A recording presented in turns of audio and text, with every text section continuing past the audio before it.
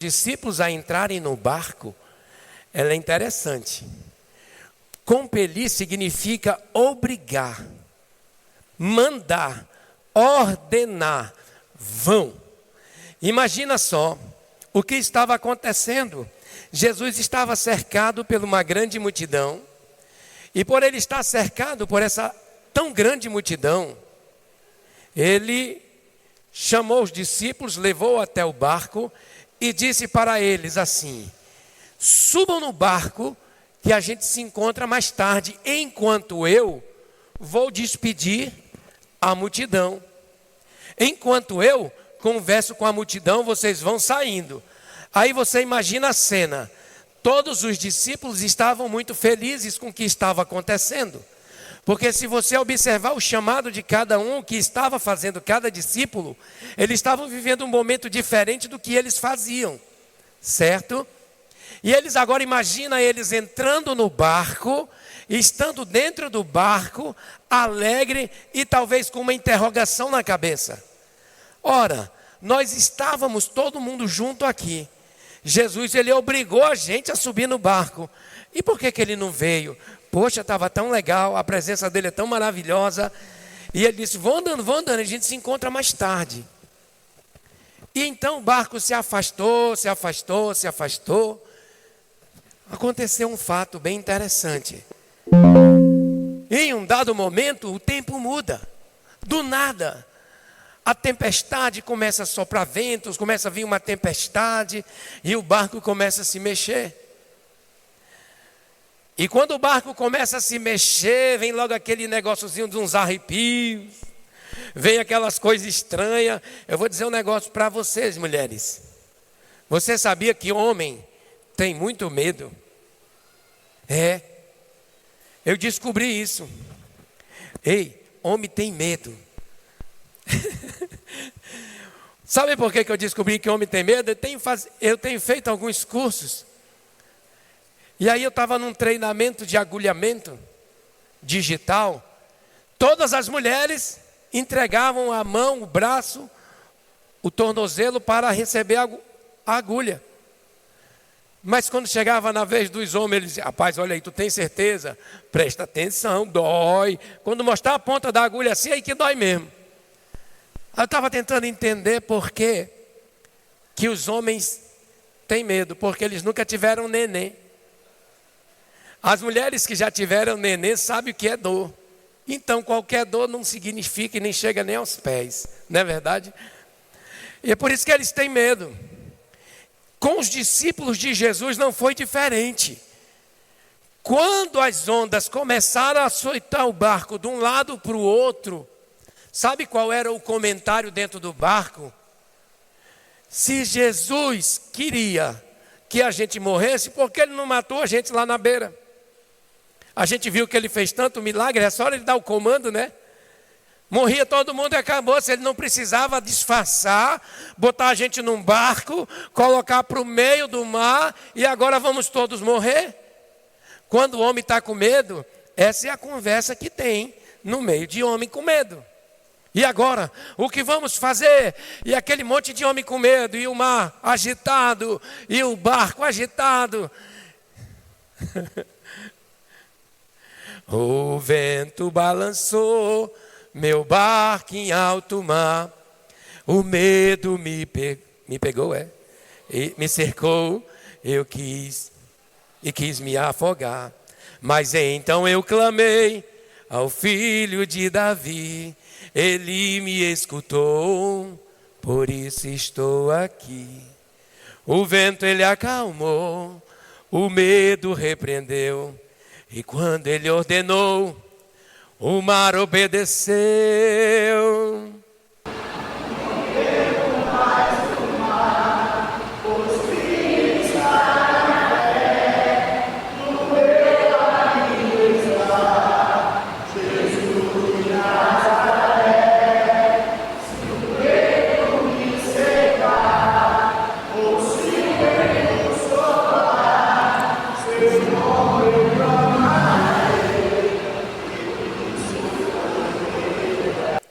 Eu não sei qual é a tempestade da tua vida.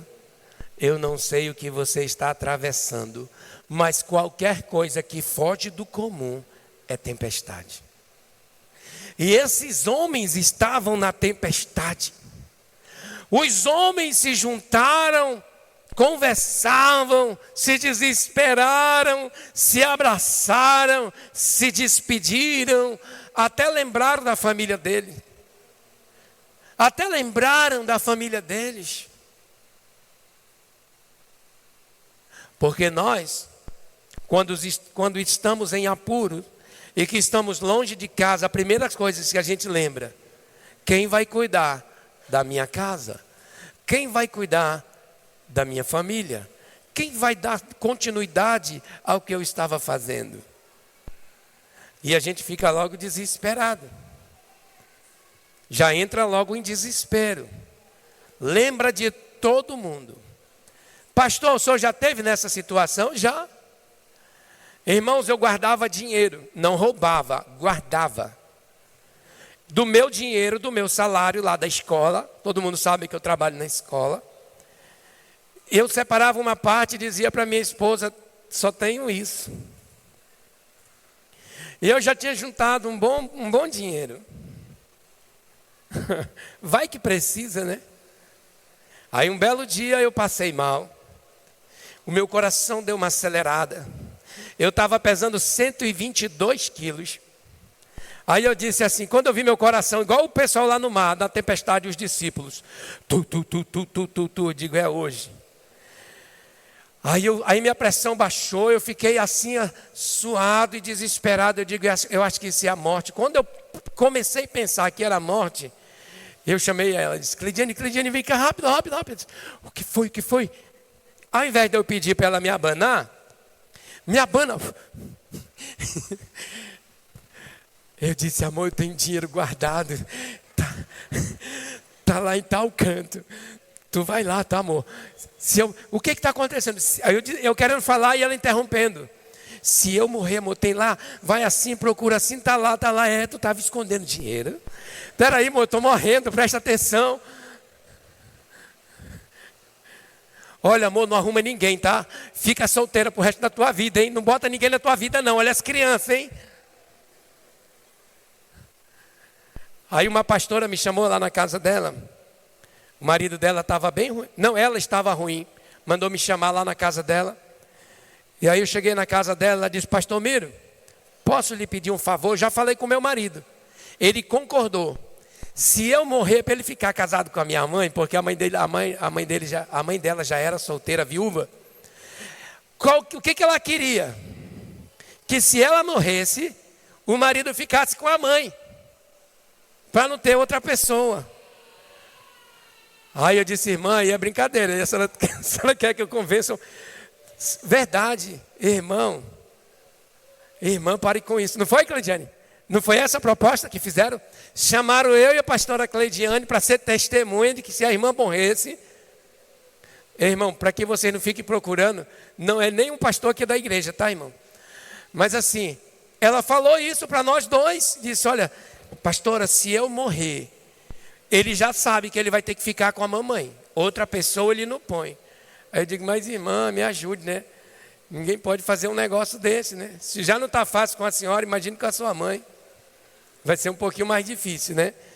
Mas, no momento da dificuldade, no momento da tribulação, no momento em que você vê que a morte está batendo na porta, o homem vem desesperadamente, entrega sua vida a Jesus, mostra tudo que tem que ser feito, olha e declara tudo que está escondido, de maneira que a sua alma esteja limpa para que ele se encontre com Deus.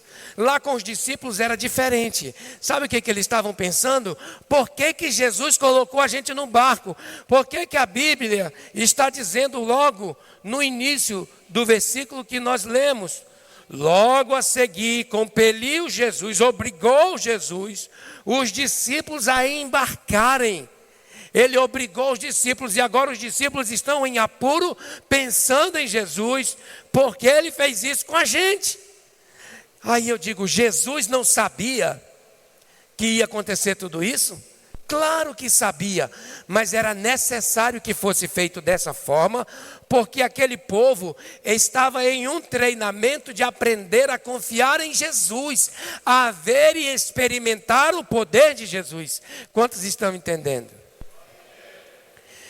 O treinamento era, se eu disser para ele, confia em mim, porque várias vezes Jesus está dizendo, eu vim do Pai, para o Pai eu voltarei, eu sou com o Pai, como o Pai é comigo.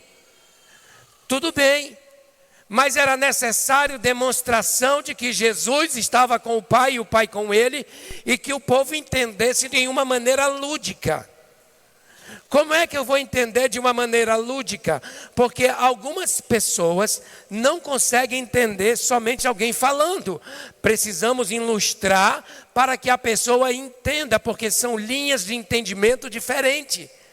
Tem pessoas que aprendem vendo, tem pessoas que aprendem ouvindo, tem pessoas que aprendem no sinestésico, e tem pessoas que aprendem assim quando a gente faz o lúdico, que é vendo. E Jesus usou o lúdico, a experiência, e disse, vão lá, e os caras entraram. Estão no barco, a tempestade, a morte se aproxima, e o coração vai a mil, disse, agora é a hora do ensinamento. Tem que aprender a confiar no mestre, tem que aprender a confiar em Jesus, porque ele disse que iria estar com ele. Mas se ele disse que iria, e se os caras morressem no meio do mar, não iria ter um encontro. A não ser que fosse em um outro lugar, no paraíso talvez. Mas o que eu quero dizer essa noite é que em um dado momento, quando tudo parecia se perdido, quando todos já tinham se despedido um do outro, já tinham, olha, se alguém sobreviver, vai lá em casa, conversa com a minha família e conta para eles o que aconteceu. A verdade é essa. E de repente, Jesus vem andando por sobre as águas. E aí naquele desespero de muitos homens juntos, com medo, vê um negócio branco andando naquela escuridão, no meio da tempestade. Agora sim a morte veio e vem buscar nós, lá vem na nossa direção, os mais incrédulos. A Bíblia não detalha mais ou menos como foi a visão deles de dentro do barco para Jesus andando por sobre a tempestade. Não diz. Mas diz que eles estavam com muito medo. E não era um medo natural. Era um medo desesperador. Era uma situação calamitosa. E agora vem assim, porque, imagina, olho turvo, tempestade, água, e alguém andando de branco vindo em tua direção. E aí, homens, você iria correr para onde que está dentro do barco? Não tem para onde correr, né, gente? Não tem. Mano, vamos ter que enfrentar isso aí. Mas teve um que disse, rapaz, pela estatura e a maneira como quem anda, não parece um mestre? E aí eles ficaram ali olhando, e Pedro reconheceu o mestre. No meio da tempestade, no meio do medo alto, no medo da maior dificuldade, no medo onde nem pensamento tinha efeito algum. Pensar em qualquer coisa para desviar o pensamento da situação era difícil, não tinha como. Mas Pedro está olhando fixamente e diz assim, rapaz, é o mestre. Ei, Senhor, é tu? Aí Pedro ouve, sim, Pedro, sou eu. Pedro, tem certeza, mestre, que é tu? E o que o restante estavam fazendo que não estavam conversando? Estavam ouvindo conversa. Todo mundo estava vivendo um momento difícil da vida. Todo mundo estava com medo de morrer, mas tinha um conversando com o mestre. Os demais estavam olhando. Poderiam ter até dado um apoio a Pedro, né? Pedro, rapaz, eu acho que é ele mesmo, não tenha dúvida não. Já que a gente está com medo, vai tu, que não tem nada a perder. Tem sim. Pedro tinha uma família, tanto que Jesus curou a sogra dele, né? Então ele era casado, né? Se Jesus curou a sogra dele. E o mestre disse, sim, Pedro, sou eu. Ele disse, rapaz, tem certeza, Jesus? Por que o senhor não veio no barco com a gente então? Se é um de nós, brasileiro, amazonense, teria entrado numa conversa assim: Senhor, se é tu mesmo, por que o senhor não embarcou com a gente? E cadê seu jet ski? Está de quê aí? Né? Cheio de interrogação, cheio de pergunta. Menos aceitar o que estava vendo.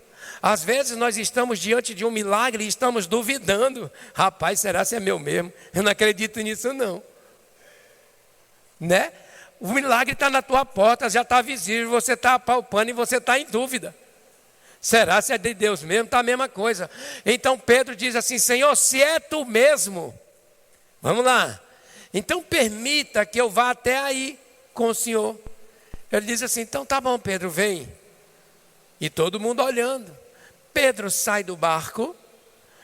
Pedro começa a pôr o primeiro pezinho dele e vai andando sobre as águas.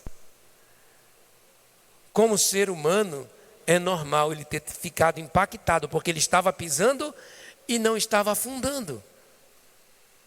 Era interessante. Então ele pega e diz assim: mestre, eu não acredito nisso. Aí começa a afundar. Por quê? Porque duvidou. Então Jesus pega em suas mãos, traz ele para a superfície e os dois entram no barco. Acabou. Eles entram no barco, então Jesus vai ensinar Pedro: por que tu duvidaste, homem de pouca fé? Então Jesus ele diz: a tempestade cessa, o vento cessa, e todos dizem assim: verdadeiramente, esse é o Filho de Deus. Verdadeiramente, esse é Jesus de Nazaré. Houve o reconhecimento diante de um ensinamento lúdico, diante de uma situação muito forte na vida de todos os discípulos ali pessoalmente. Mas pastor, e hoje? Hoje tem muita gente no barco. Qual é o barco? O barco é a sua casa. Vocês estão me ouvindo bem? Eu não estou me ouvindo, tá, gente? Se eu falar alto, eu não estou me ouvindo. O barco é a sua casa. Só os maridos que estão aqui levantam a mão, só para eu ver os pilotos. Piloto da tua casa, piloto da sua casa, piloto da sua casa, piloto da sua casa, o piloto. Os pilotos das casas, o senhor é o piloto da sua casa. E você é o piloto desse barco. Lá dentro do barco, que é a sua casa, os discípulos são a tua família, a tua mulher, os teus filhos, e você é o comandante. O barco é a tua casa, você é o piloto. A tempestade são as adversidades que a vida apresenta para cada um de nós de uma maneira diferente. De uma maneira que a gente começa a se desesperar. Tem barcos aqui hoje em que o sentimento é de morte. A tempestade está onda alta, o vento está balançando, não sei como vai ser amanhã. A minha palavra para ti hoje é: acalma o teu coração, Jesus está vindo, Jesus está olhando, e logo Ele entra no teu barco, e logo Ele entra, acalma a tempestade e te dá a vitória. Quantos creem? Diga amém. E eu queria destacar apenas 3 pontos para nós essa noite. E o primeiro ponto é: tempestades são inevitáveis, mas a presença de Jesus no barco traz segurança. Tempestades são inevitáveis, mas a presença de Jesus no barco traz segurança. A tempestade que talvez você esteja vivendo hoje não seja uma tempestade para mim. A tempestade que eu estou vivendo hoje talvez não seja uma tempestade para você. Depende de como você olha para a tempestade, o ângulo que você vê a tempestade. O importante é que você entenda a história de hoje, que Jesus citou isso para que nós nesse tempo tomássemos de exemplo e devemos fazer a mesma coisa que Pedro fez. Pedro conversou com Jesus e ouviu da voz de Jesus dizendo: vem, Pedro, sem duvidar. Vem, Pedro, sem duvidar. Então Pedro veio. A mesma coisa ele está dizendo para você, meu irmão, minha irmã. Vem e não duvide. Venha, sem duvidar. Porque o mestre está chegando, o mestre está chamando e a tempestade vai passar. Existem tempestades que elas tiram o sono e nós não conseguimos nem tampouco pensar numa alternativa. E a única saída para mim e para você é confiar no mestre. Confiar no mestre, porque ele vai te dar a vitória. Segundo ponto, se você está anotando, a ansiedade tenta nos afogar, mas somos chamados a exercitar a paz que vem por meio da fé. A ansiedade tenta nos afogar, mas somos chamados a exercitar a paz. Somos chamados a exercitar a paz que vem por meio da fé. Porque nós não estamos vendo uma alternativa. Nós não estamos vendo uma saída. Mas a tempestade que você está passando não é maior que o Deus que você serve. Quantos estão comigo? Diga amém. Se você está passando por um momento difícil, o que eu e você devemos fazer? Reúne todo mundo, como fizeram os discípulos no centro do barco, e vamos discutir uma alternativa para sair dessa situação. E o piloto do barco, Pedro, vai estar o tempo todo olhando a hora que vem a bonança, a hora que vem o mestre, a hora que Jesus está trazendo a alternativa que vai nos ajudar a passar essa tempestade, a viver nesse momento que está acontecendo a tempestade. Nesse momento que muita gente está passando por tempestade, é natural que fuja todas as possibilidades, porque nós passamos a entrar na escala do impossível. E quem é o Deus do impossível? Diga comigo: Jesus de Nazaré. Diga mais forte: Jesus de Nazaré. Ele acalma, diga, a tempestade. Então diga para ele: Jesus, vem comigo para o meu barco. Pronto, dê um forte aplauso a ele.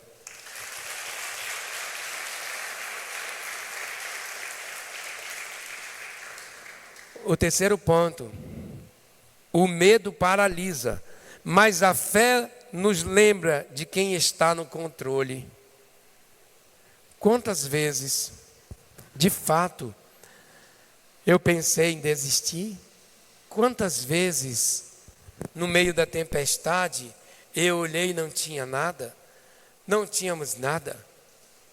Não foi uma nem duas vezes. Quando eu olhei, eu não via alternativa, não via saída, estava impossível. E o Deus do impossível entrou com solução na hora em que eu desisti. Quando nós desistimos, o Deus do impossível se manifesta. Eu não estou dizendo que você deva desistir, mas talvez você está sem esperança de como será o amanhã. Talvez você esteja sem esperança de que amanhã será melhor. Não é fácil quando um pai de família sai em busca de um emprego e ele sempre ouve não. Não tem emprego, não tem saída. E a mãe de família vai atrás também, não tem emprego, não tem família, não tem emprego para você, não tem nada. E você lembra da sua família, da sua casa. E aí a gente fica sem saber o que fazer o tempo todo. Para nós é difícil quando existe filho pequeno e começamos verdadeiramente a perguntar: Senhor, por quê? O que devo fazer?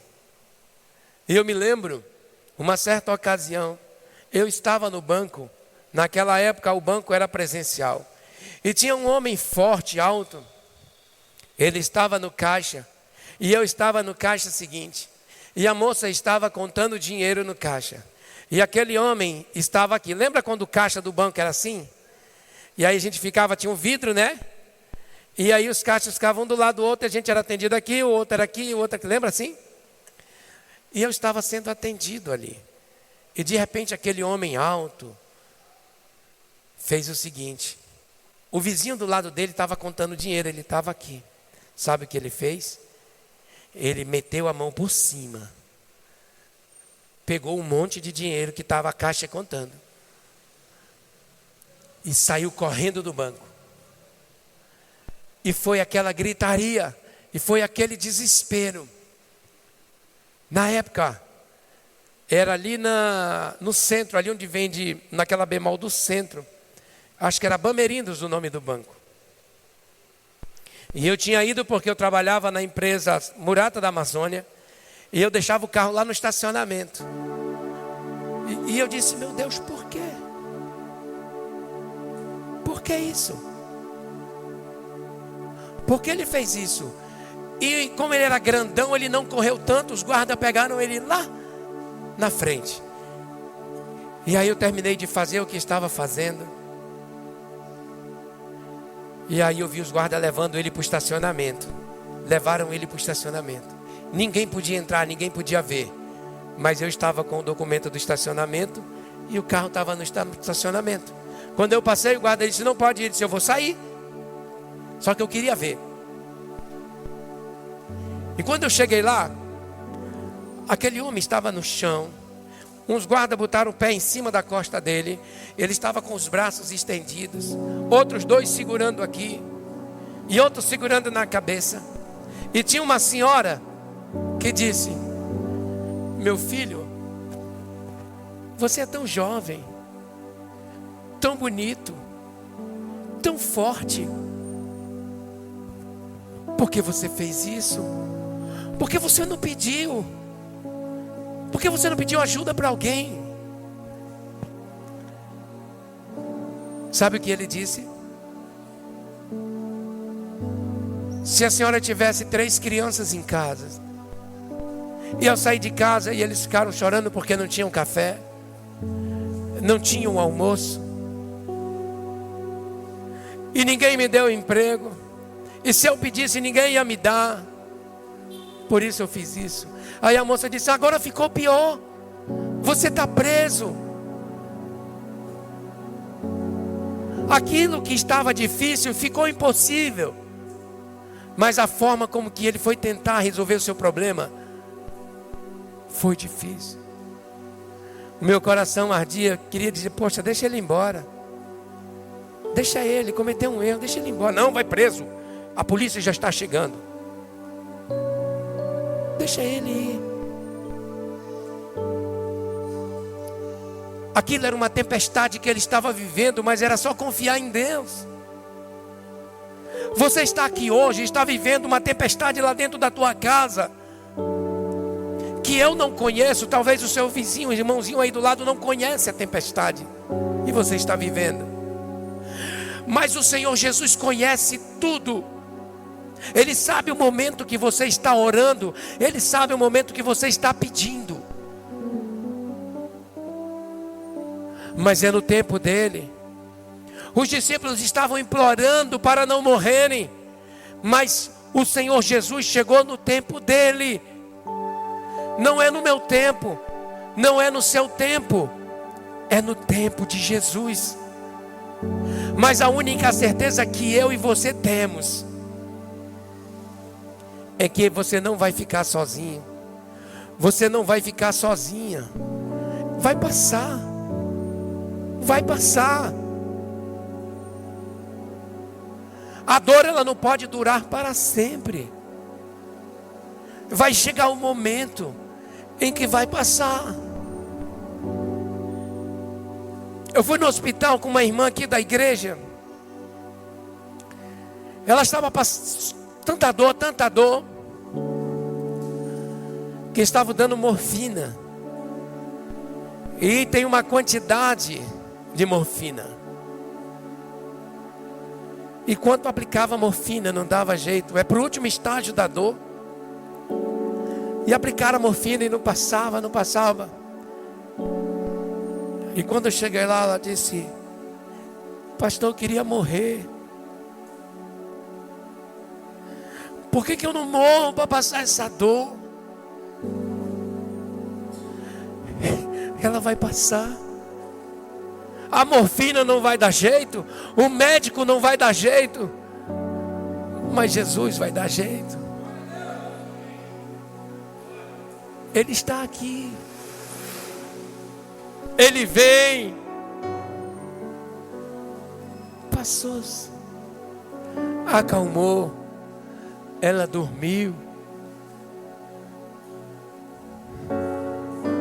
Fui visitar outro irmão. Parece até que eu só estou visitando pessoas que estão indo embora, né? Estou contando experiência de tempestade e barco. Talvez sirva para você que está vivendo uma tempestade. A saída é aqui. Jesus está aqui. E ele disse para mim: pastor, talvez eu não passe dessa semana. E eu tentando mudar o pensamento dele, porque eu nunca fico naquela história. Eu tento desconstruir. Aí eu chamei a esposa dele, coloquei ela do lado dele. E ele estava sentindo dores. Ele disse: olha para tua mulher. Ele olhou: vocês são um casal muito lindo. Você vai ser curado, você vai ficar curado. Se você quiser, você vai ser curado. Se você acreditar, você vai ser curado. Ele disse: pastor, não precisa, pastor. Eu já sei. Eu não vou ser curado. Eu já entendi, pastor. Eu sei para onde eu vou. A minha maior vontade é chegar logo do outro lado. Ele disse: eu tenho certeza para onde eu vou. A única coisa que eu peço, e já falei com a minha esposa, é que ela permaneça no caminho, firme, porque nos encontraremos outra vez. Sabe o que aconteceu? Saí de lá, uma semana depois, mandaram me chamar lá e eu fui outra vez. E tem uma cena que nunca sai da minha cabeça. Chegou o SAMU, colocaram ele na maca, estava passando muito mal. Quando colocaram ele na maca, aí ele pegou na minha mão. Aí ele apertou a minha mão. Ele disse: me abençoa. Eu disse: Deus te abençoe. Vai em paz. Os enfermeiros segurando aqui um do lado, outro do outro. Ele tinha um filho pequeno e ele olhou assim para o lado, filho chorando. Isso nunca saiu da minha cabeça. Filho pequeno chorando. Como diz: filho, você vai crescer. Você vai ficar forte. E você vai cuidar da sua mãe. Apenas com um olhar eu pude ver tudo isso. Eu pude ler a mensagem que ele estava passando para o filho dele. E o que era mais interessante naquela cena era que um estava de um lado, o outro enfermeiro do outro, e eles paravam. Ele olhava, se despedia, falou comigo aqui atrás, olhou para o filho e os enfermeiros. Colocaram na maca, levaram ele para o hospital onde ele morreu.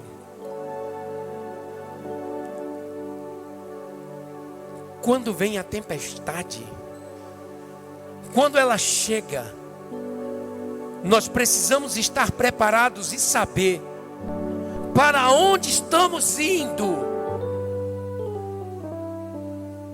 para onde eu vou quando tudo acabar.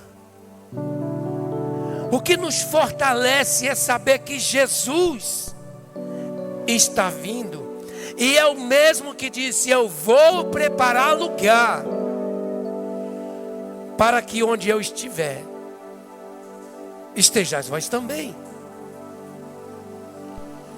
E quando nós vamos fechar os nossos olhos, não sabemos nem o dia e nem a hora, mas nós sabemos para onde nós iremos se aqui tomarmos uma decisão.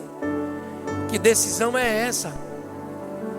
De estar no centro da vontade de Deus.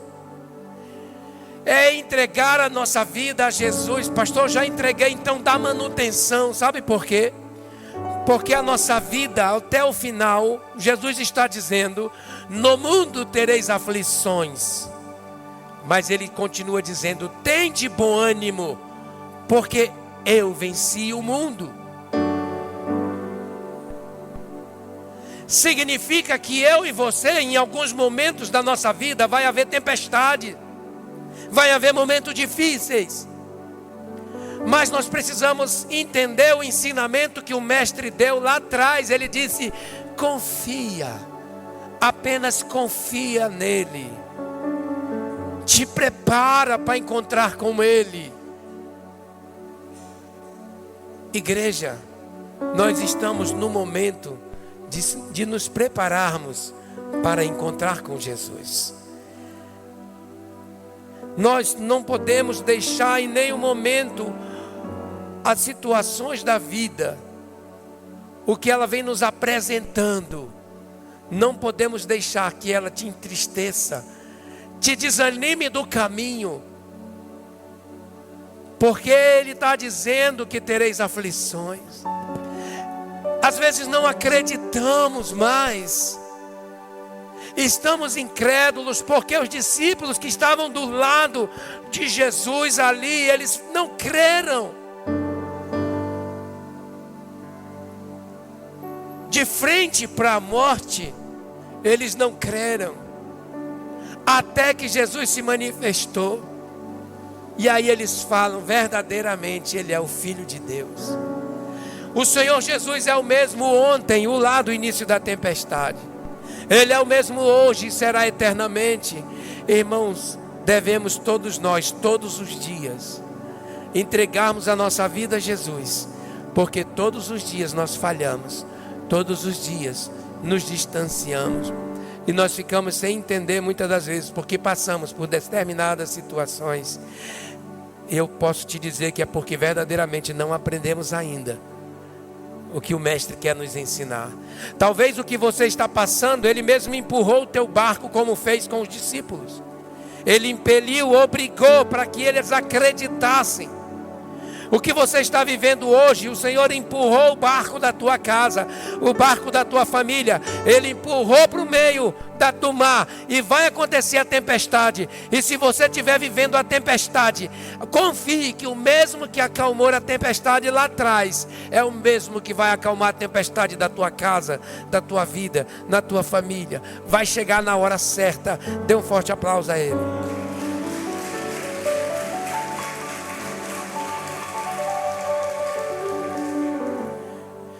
Quando o medo paralisa, significa que ficamos imóveis.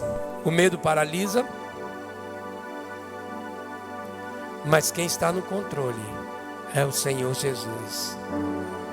E hoje, todos nós vamos levar uma porção dobrada do Espírito Santo. Como, pastor? Eu queria que você baixasse sua cabeça nesse momento e você fizesse uma oração comigo. Diga: Senhor Jesus, eu me arrependo de todos os meus pecados. Eu reconheço que eu sou um pecador e eu necessito do teu perdão. Me perdoa. Escreve o meu nome no livro da vida. Eu sei que o Senhor vai me chamar um dia e eu estarei contigo para sempre. Não haverá mais tempestade, não haverá mais o medo, Nunca mais serei humilhado. Nunca mais ficarei triste. Porque eu tenho a certeza de que o Senhor está comigo no barco. Diga: Senhor, eu entrego a direção e o meu barco, a minha casa, em tuas mãos. Senhor, em nome de Jesus, tira, se eu levei qualquer coisa anátema, qualquer coisa anátema para dentro de casa, sem saber, e isso está causando a tempestade que estou passando. Mas nessa noite, assume a direção da minha casa e tira o mal que está me atormentando, em nome de Jesus. Amém.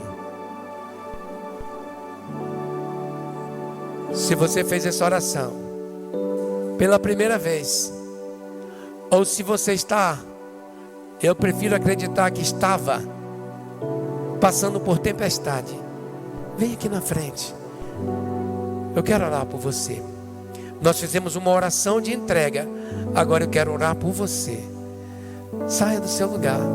Vamos ficar todos de pé enquanto o grupo de louvor canta. Você vem, se assim o desejar.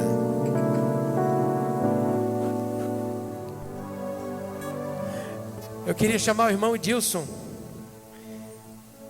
e a irmã Elisanda.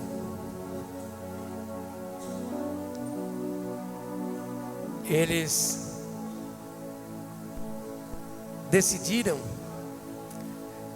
servir ao Senhor aqui. Essa noite nós estamos apresentando como os novos membros da igreja. Aí eu pergunto para vocês, só vocês que recebem eles como membro da igreja, dê um grito de glória a Deus bem forte. Vira lá, seu Dilson, vira para eles lá. 1, 2, 3. Sejam bem-vindos em nome de Jesus. Eles estão agora fazendo parte da família MDG. Amém. E se você está nos visitando, obrigado, seu Dilson. Tem mais alguém?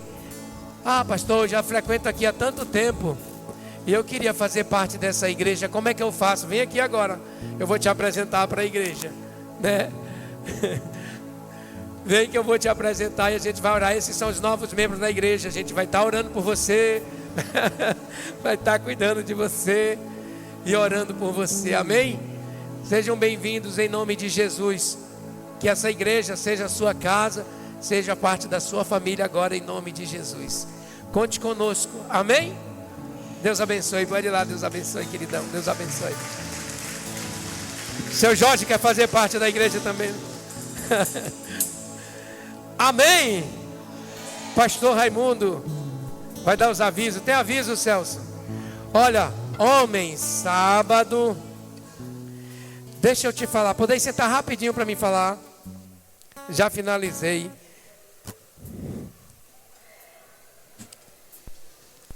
Irmãos, nós iremos fazer um culto sábado somente para os homens. As mulheres que estavam aqui ontem, por favor, tem jogo do Brasil sábado? Alguém sabe dizer? Não? Tem não, né? Dá bem, né? Então, mulheres, vocês que estavam aqui ontem, viram como foi o culto de vocês, certo? Vai ser da mesma maneira para os homens, naquele mesmo modelo. Então, mande seu marido para o culto dos homens, porque ele vai receber uma ministração igualzinha, tá bom? Ah, pastor, não sou casada. Ei, músicos, eu sou casado, mas você veio para o culto dos homens, viu, bonitão? Né, pastor? Ah, não sou casado, não vem. Vem assim, é para o culto, é de homens. Você é homem? Então venha. Venha, né, Luiz? Venha para o culto de homens, vai ser maravilhoso. Eu tenho certeza, ele vai receber uma ministração parecida com que você recebeu, só que pela outra pessoa, né? Você já sabe, né? Então tá. Manda os meninos vir, as crianças vir. Vai ser poderoso. 7 horas, pastor? 7h30. 7 horas. Chegue aqui 7 horas, vai ter um cafezinho ali para você. Vai ter um suco ali pelo Pedro. Cadê o Pedro? Eu vi o Pedro aqui ainda agora. Ali, ó, Pedro. Eu estou sem óculos, mas eu estou te vendo. Tua cadeira está aqui, ó. Deixa eu ver quem está aqui hoje. Agora eu estou enxergando. Então, homens, venham. Rafaelzinho, seu Márcio, Ulisses, culto de homens sábado, vai ser poderoso. Olha, vem cá, Lucas. Deus te abençoe, meu irmão. Então venha, vai ter culto sábado. Amém? Pastor Raimundo, finaliza aí, deu a bênção final pastoral. Amém. Aleluia. Amém, Pai do Senhor. Vamos ficando de pé aí, no nome de Jesus. Seja muito obrigado, né? Mais uma vez falando em mulheres. Sábado você vai mandar o seu marido para a igreja. Sábado. Não segure ele lá, não marque churrasco, não marque nada, tá bom, mulheres? No sábado, nem saída, tá bom? Libere eles aqui para o culto, vai ser uma bênção, vai ser tremendo, assim que como foi o culto de mulheres. Amém? Vamos todos na graça e na paz do Senhor Jesus, que o Senhor te abençoe, te guarde, te proteja, te livre de todo mal, que a presença do Senhor Jesus, através do Espírito Santo, esteja no teu lar, na tua casa, onde tu estiveres, onde tu colocar tuas mãos, seja abençoado, em nome de Jesus. Vão todos na graça e na paz do Senhor Jesus. E a igreja diz...